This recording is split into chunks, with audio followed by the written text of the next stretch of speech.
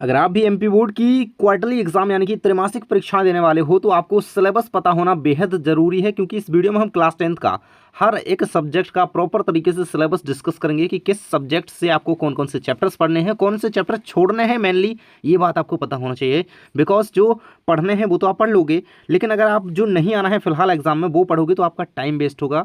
Waste तो नहीं कह सकते, लेकिन फिलहाल के हिसाब से अगर हम देखें तो आपको वही पढ़ना चाहिए जो आएगा। ठीक है, तो हम सब्जेक्ट वाइज टॉपिक वाइज आपको चीज़ें बताएंगे हर एक सब्जेक्ट की कि कौन कौन सी चीज़ें आपको पढ़ के जानी है। ठीक है, सबसे पहले हम देख लेते हैं आपका हिंदी विषय का सिलेबस, जो कि इस प्रकार से आपके न्यू सेशन का रहने वाला है। ठीक है, तो व्याकरण में हिंदी की बात करें, ठीक है, व्याकरण यहाँ पर दी गई है काव्यखंड, गद्यखंड और कृतिका, जो कि आपकी सेकंड पुस्तक है। ठीक है, इसके बारे में तो काव्यखंड में हम बात करें तो काव्यखंड में आपको पद, जो कि सूरदास जी का चैप्टर है, इसको रेडी करना है।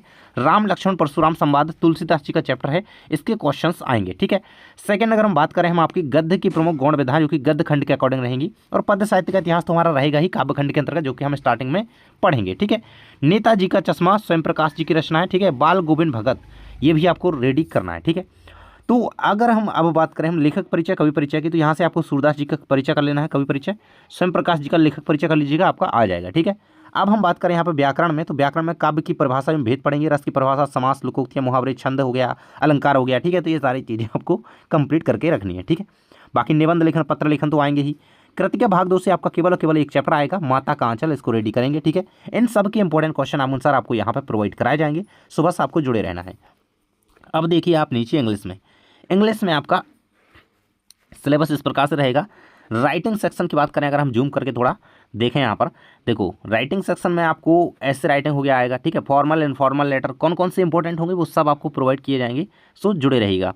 पिक्चर कंपोजिशन आ सकती है क्या आती है, 3 नंबर में आती है आपकी, और पैराग्राफ राइटिंग आ सकता है ऐसे की आपकी ऐसे की और में। ठीक है, नोट मेकिंग समरी जरूर से आएगी आपकी 4 नंबर या 5 नंबर की। ठीक है, और ग्रामर में बात करें तो ग्रामर आपके एग्जाम में 10 मार्क्स की आती है, जो कि आपकी आर्टिकल टेंसेस वगैरह हो सकते हैं, रिलेटिव क्लॉज से डिटर्मिनेंट से संबंधित हो सकते हैं, जैसे जैसे भी आएंगे हम देख लेंगे। ठीक है, सो इसमें आपके 5 नंबर के डुएस डायरेक्टेड होते हैं एंड 5 आपके फिलअप्स होते हैं। ठीक है, नेक्स्ट हम बात करें आपकी पोइट्री, यानी कि आपके जो लेसन्स हैं बुक की बात करें।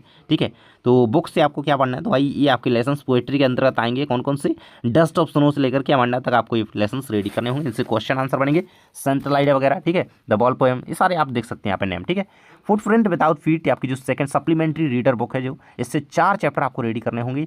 ए triumph of surgery, thieves story and midnight visitor, a question of trust, इसको रेडी करेंगे। नेक्स्ट बात करें हम फर्स्ट फ्लाइट से प्रोज की। ठीक है, ये पोइट्री हो गया यहाँ पे, ये क्या है, ये प्रोज की बात कर रहे हैं हम यहाँ पे तो ये लेटर टू गॉड सबसे इंपॉर्टेंट महा इंपॉर्टेंट चैप्टर।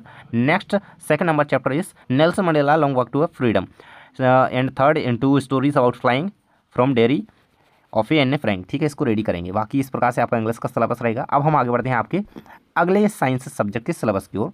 तो यहाँ पे आप देख पा रहे होंगे साइंस में आपको इतने ही चैप्टर रेडी करने हैं, जिसमें आपको बताया गया है पहले नंबर का चैप्टर है रासायनिक अभिक्रिया एवं समीकरण, महा इंपॉर्टेंट चैप्टर है बोर्ड तक के लिए। ठीक है, सेकंड नंबर चैप्टर इज अम्ल क्षारक एवं लवण, और आपका इसके बाद आएगा अगला चैप्टर, जो कि आएगा अगला चैप्टर जो है बायो से होगा, जैव प्रक्रम लाइफ प्रोसेस। ठीक है, नेक्स्ट आपका बायो से ही रहेगा चैप्टर नियंत्रण एवं समन्वय, बाकी एनवायरनमेंट का चैप्टर रहेगा आपका जो पर्यावरण। ठीक है, बाकी ये रहेगा आपका फिजिक्स से, और ये फिजिक्स से। ठीक है, फिजिक्स से 2 चैप्टर रहेंगे। बाकी आप यहाँ पे नेम देख लें चैप्टर्स के, बाकी हम इंपॉर्टेंट क्वेश्चन इन्हीं के आपको बताएंगे।